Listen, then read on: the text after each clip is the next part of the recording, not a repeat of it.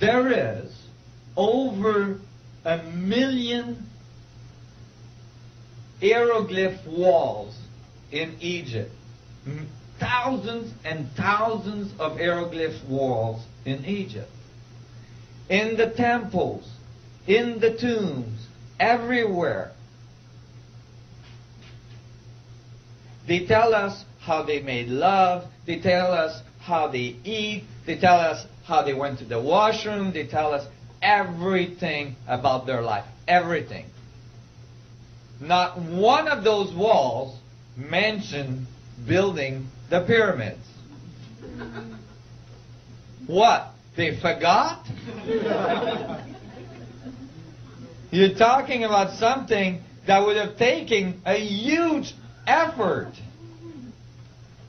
You'd think they would have put at least a little wall somewhere saying, oh, by the way, we built the pyramids.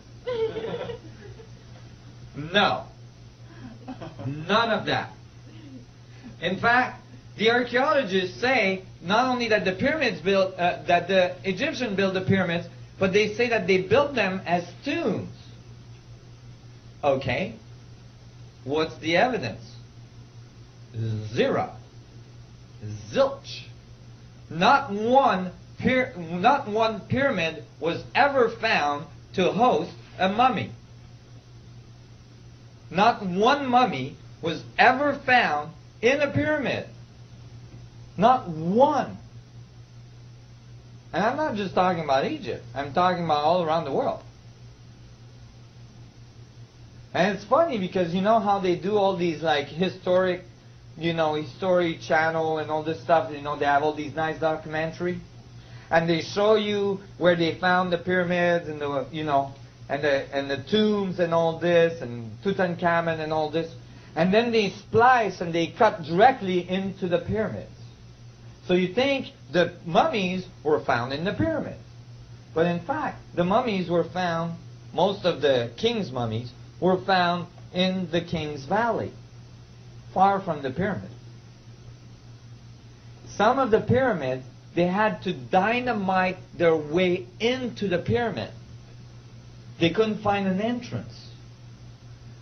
When they got inside the pyramid, there was the sarcophagus, the so-called sarcophagus in the middle.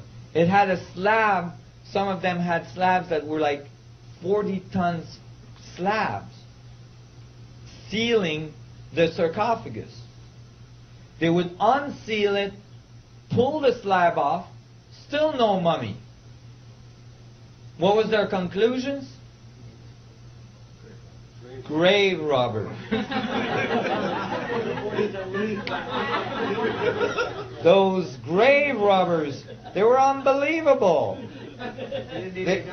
They just walked through the walls because they had to dynamite their way in. So those grave robbers got there before. They must have walked through the walls, got in there, picked up the 40-ton slab on top of the sarcophagus, pulled all the stuff out, including all the bones and everything else, which, wonder what they would do with, and then, closed it back up, resealed it, just to make sure they didn't disturb anything, and then walked back out with all of this stuff. This doesn't make sense. Now, there's other things that don't make sense. There is nowhere on these pyramids that it says, I built this for my tomb. I was born then and I died then. You'd think if you built such a great monument, at least you put your name on it. That's all logical. Pyramids were not tombs. Pyramids were not built by Egyptians. No Egyptian text talks about the Egyptian building the pyramids. The texts do talk about monuments, enormous monuments being built.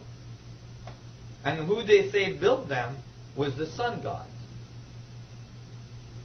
The Mayans, the Incas, the Chinese, the Japanese, all cultures that have these buildings, none of them say we built it.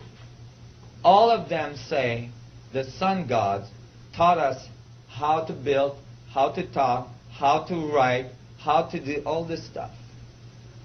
Go ahead. I just want to say there's no inscriptions, no hieroglyphs inside the pyramids as well. There's no hieroglyphs inside the pyramid. And Lord knows that the Egyptians put hieroglyphs everywhere. So why didn't they not write inside the pyramids?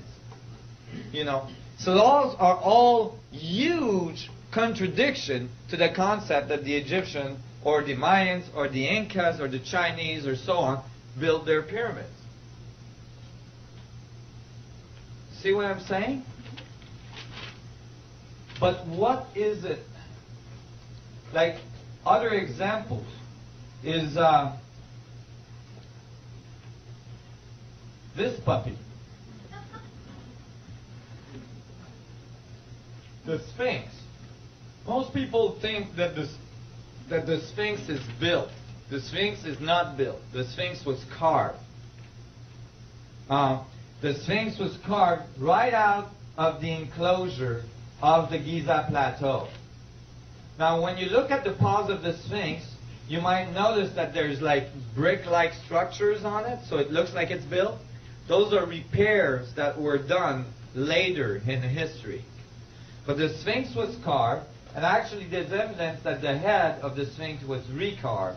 It used to be a lion's head, but it was recarved into a pharaoh's head by one of the pharaohs. However, there is erosion patterns on the Sphinx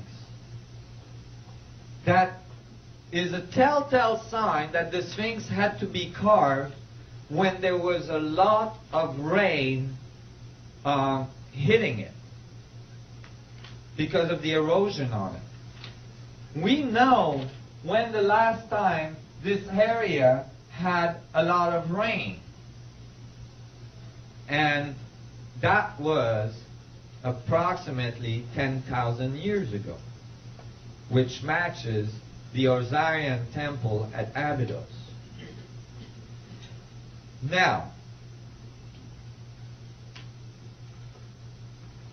these blocks here consist of the Sphinx temple.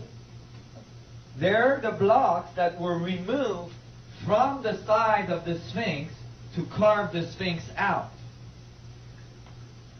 Now, if you were removing blocks from the Sphinx enclosure to build a temple in front with the blocks, would you use 100-pound block, 500-pound block, maybe even 1,000-pound block?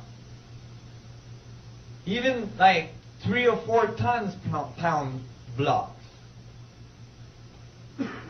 That would start becoming a problem with our current technology, especially in the sand, and especially if you got to stack them.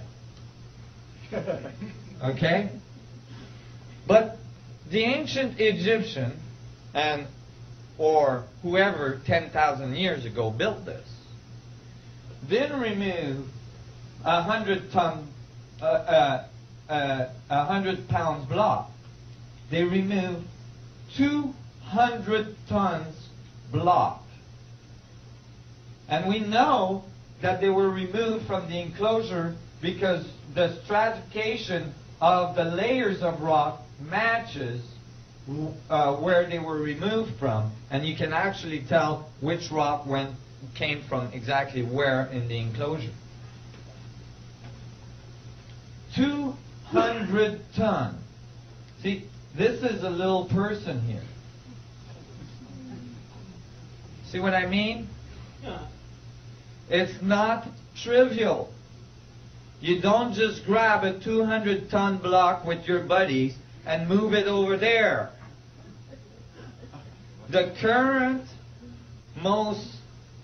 we actually at this time lift about 200 tons with the largest land crane on earth. And we move it only from a truck bed into a boat. We can't roll with it. We can't go and like move it around the sand, and certainly we can't stack them on top of each other to make a temple. 10,000 years ago, somebody was moving 200-ton block with ease.